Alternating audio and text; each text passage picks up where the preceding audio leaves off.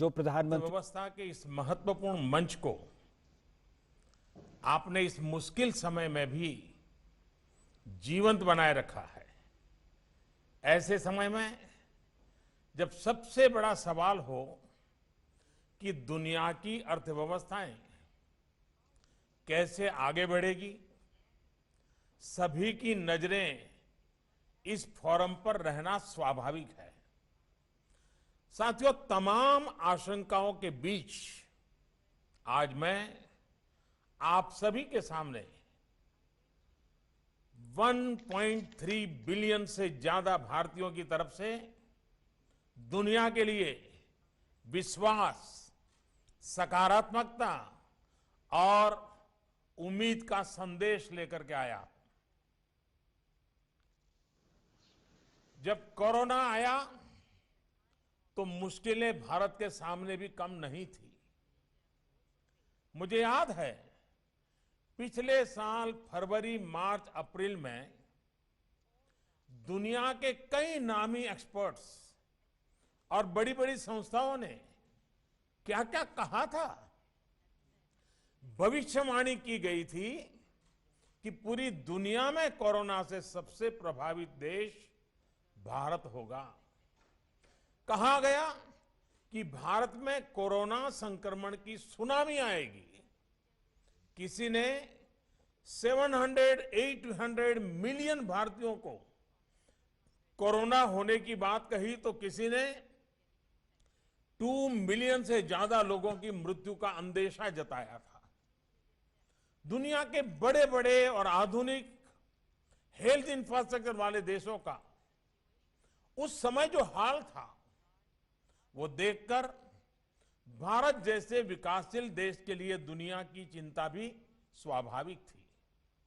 आप अंदाजा लगा सकते हैं कि तब हमारी क्या मनोदशा रही होगी। लेकिन भारत ने खुद पर निराशा को हावी नहीं होने दिया। भारत प्रोएक्टिव पब्लिक पार्टिसिपेशन के अप्रोच के साथ आगे बढ़ता रहा। हमने Covid specific health infrastructure develop करने पर जोर लगाया। हमने अपने ह्यूमन रिसोर्सेज को कोरोना से लड़ने के लिए ट्रेन किया। टेस्टिंग और ट्रैकिंग, इसके लिए टेक्नोलॉजी का भरपूर इस्तेमाल किया। इस लड़ाई में भारत के प्रत्येक व्यक्ति ने धैर्य के साथ अपने कर्तव्यों का पालन किया। कोरोना के खिलाफ लड़ाई को एक जन आंदोलन में बदल दिया। आज भारत दुनिया के उन देशों में से हैं जो अपने ज्यादा से ज्यादा नागरिकों का जीवन बचाने में सफल रहा है और जहां आज कोरोना से संक्रमित लोगों की संख्या, जैसे प्रोफेसर ने बताया, तेजी से घट रही है। साथियों, भारत की सफलता तो किसी एक देश की सफलता से आंकना उचित नहीं होगा।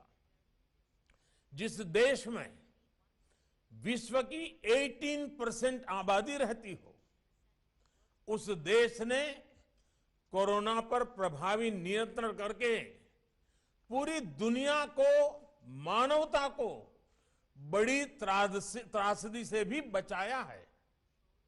कोरोना शुरू होने के समय mask, PPE kit, test kit हम बाहर से मंगाते थे। आज हम न सिर्फ अपनी घरेलू जरूरतें पूरी कर रहे हैं, बल्कि इन्हें अन्य देशों में भेजकर वहां के नागरिकों की सेवा भी कर रहे हैं। और आज भारत ही है जिसने दुनिया का सबसे बड़ा कोरोना वैक्सीनेशन प्रोग्राम भी शुरू किया है। पहले फेज में हम अपने 30 मिलियन हेल्थ और फ्रंटलाइन वर्कर्स का वैक्सीनेशन कर रहे हैं। भारत की स्पीड का अंदाजा आप इसी से लगा सकते हैं कि सिर्फ 12 दिन में, 12 डेज में भारत ने अपने 2.3 मिलियन से ज्यादा हेल्थ वर्कर्स को वैक्सीनेट कर चुका है। अगले कुछ महीनों में हम अपने करीब 300 मिलियन बुजुर्ग और कोमॉर्बिडिटी वाले मरीजों के वैक्सीनेशन का टारगेट पूरा कर लेंगे। साथियों, सर्वे संतु निरामया, पूरा संसार स्वस्थ रहे, भारत की इस हजारों वर्ष पुरानी प्रार्थना पर चलते हुए संकट के इस समय में भारत ने अपनी वैश्विक जिम्मेदारी को भी शुरू से निभाया है। जब दुनिया के अनेक देशों में एयर स्पेस बंद था, तब 1 लाख से ज्यादा नागरिकों को उनके देश पहुंचाने के साथ ही भारत ने 150 से ज्यादा देशों को जरूरी दवाइयां भी भेजी। अनेक देशों के हेल्थ कर्मचारियों को भारत ने ऑनलाइन ट्रेनिंग दी। भारत की ट्रेडिशनल मेडिसिन आयुर्वेद कैसे इम्यूनिटी बढ़ाने में सहायक है, हमने दुनिया को इस बारे में गाइड भी किया। आज भारत कोविड की वैक्सीन दुनिया के अनेक देशों में भेजकर वहां पर वैक्सीनेशन से जुड़े इंफ्रास्ट्रक्चर को तैयार करके दूसरे देशों के नागरिकों का भी जीवन बचा रहे हैं।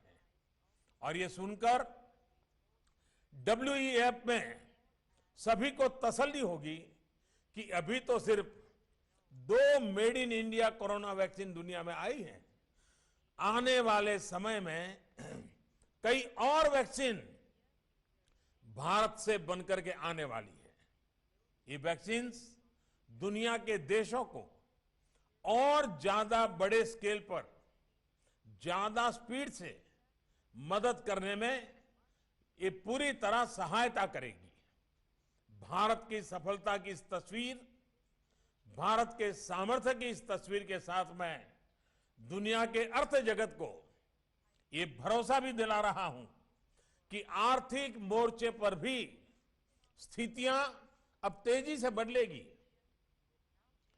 कोरोना के समय में भी भारत ने इंफ्रास्ट्रक्चर के ट्रिलियंस ऑफ रुपीस के प्रोजेक्ट शुरू करके एम्प्लॉयमेंट के लिए विशेष स्कीम्स चलाकर इकोनॉमिक एक्टिविटी को बनाए रखा था।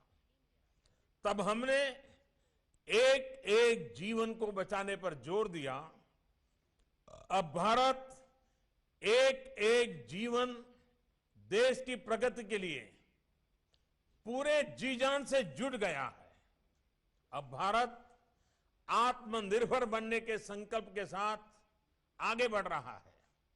भारत की आत्मनिर्भरता की आकांक्षा ग्लोबलिज्म को नए सिरे से मजबूत करेगी और मैं आश्वस्त हूं कि इस अभियान को इंडस्ट्री 4.0 से भी बहुत बड़ी मदद मिलेगी। इसके पीछे वजह भी है और इस विश्वास का आधार भी है। साथियों, एक्सपर्ट्स बताते हैं कि इंडस्ट्री 4.0 के 4 मुख्य फैक्टर्स होने वाले हैं: कनेक्टिविटी, ऑटोमेशन, आर्टिफिशियल इंटेलिजेंस या मशीन लर्निंग और रियल टाइम डेटा। आज भारत दुनिया के उन देशों में से हैं जहां सबसे ज्यादा डेटा उपलब्ध है, जहां के दूर दराज क्षेत्रों में भी मोबाइल कनेक्टिविटी है, स्मार्टफोन है। भारत का ऑटोमेशन डिजाइन का एक्सपर्ट पूल भी बहुत बड़ा है और ज्यादा ग्लोबल कंपनियों के इंजीनियरिंग सेंटर भी भारत में है। आर्टिफिशियल इंटेलिजेंस और मशीन लर्निंग में भारत के सॉफ्टवेयर इंजीनियर्स बरसों से अपनी क्षमता से दुनिया को अवगत करा रहे हैं। साथियों, बीते 6 वर्षों में भारत में जिस तरह डिजिटल इंफ्रास्ट्रक्चर के लिए काम हुआ है, वो वर्ल्ड इकोनॉमिक फोरम के एक्सपर्ट्स के लिए भी एक स्टडी का विषय है। इस इंफ्रास्ट्रक्चर ने डिजिटल सॉल्यूशंस को भारत के लोगों की रोजमर्रा की जिंदगी का हिस्सा बना दिया है। आज भारत के 1.3 बिलियन से ज्यादा लोगों के पास यूनिवर्सल आईडी आधार है। लोगों के बैंक अकाउंट और यूनिवर्सल आईडी उनके फोन से कनेक्टेड है। अभी दिसंबर के महीने में, अकेले मैं दिसंबर की बात कर रहा हूं, अभी दिसंबर के महीने में ही भारत में 4 ट्रिलियन रुपीस का लेन देन यूपीआई से हुआ है।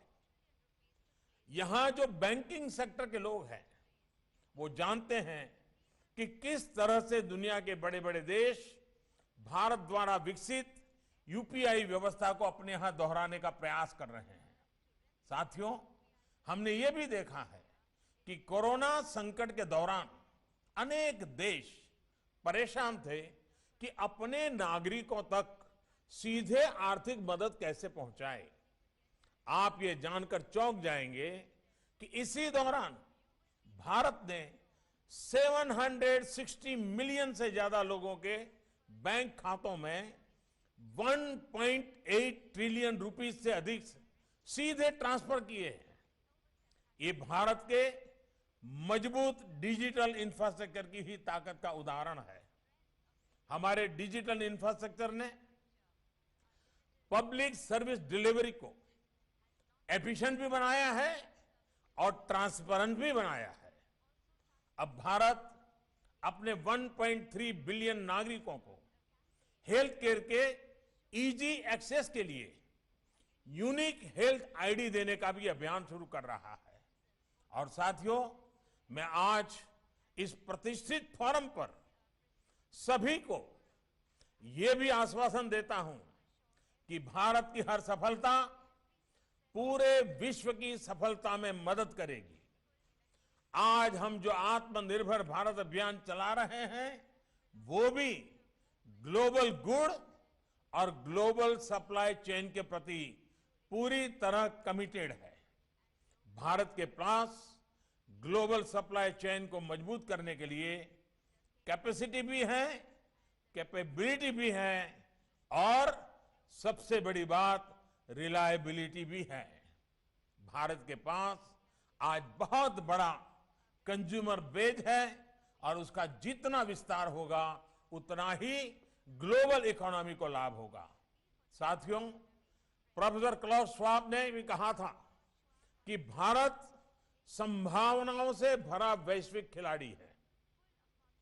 मैं आज उसमें यह भी जोड़ूंगा कि भारत संभावनाओं के साथ साथ आत्मविश्वास से भरा हुआ है, नई ऊर्जा से भरा हुआ है। बीते वर्षों में भारत ने रिफॉर्म्स और इंसेंटिव बेस्ड स्टिमुलस पर बहुत जोर दिया है। कोरोना के इस समय में भी भारत ने करीब करीब हर सेक्टर में स्ट्रक्चरल रिफॉर्म्स की गति को तेज किया है। इन रिफॉर्म्स को प्रोडक्शन लिंक इंसेंटिव्स से सपोर्ट किया जा रहा है। अब भारत में टैक्स रिजिम से लेकर एफडीआई नॉर्म्स तक एक प्रिडिक्टेबल और फ्रेंडली एनवायरनमेंट है। भारत में ईज ऑफ डूइंग बिजनेस की स्थिति लगातार बेहतर हो, इस दिशा में भी काम जारी है। और एक विशेष बात यह भी है कि भारत अपनी ग्रोथ को क्लाइमेट चेंज के लक्ष्यों के साथ भी बहुत तेजी से मैच कर रहा है। साथियों, इंडस्ट्री 4.0 को लेकर हो रही इस चर्चा के बीच हम सभी को एक और बात याद रखनी है। कोरोना क्राइसिस ने हमें मानवीयता का मूल्य फिर याद दिलाया है। हमें याद रखना है कि इंडस्ट्री 4.0 भी रोबोट के लिए नहीं बल्कि इंसान के लिए है। हमें यह सुनिश्चित करना होगा कि टेक्नोलॉजी ईज ऑफ लिविंग का टूल बने, ना कि कोई ट्रैप। इसके लिए पूरी दुनिया को मिलकर कदम उठाने होंगे। हमें सबको मिलकर कदम उठाने होंगे। मुझे विश्वास है कि हम इसमें सफल होंगे। इसी विश्वास के साथ मैं अब आप सबके साथ क्वेश्चन आंसर सेशन की तरफ बढ़ना चाहूंगा।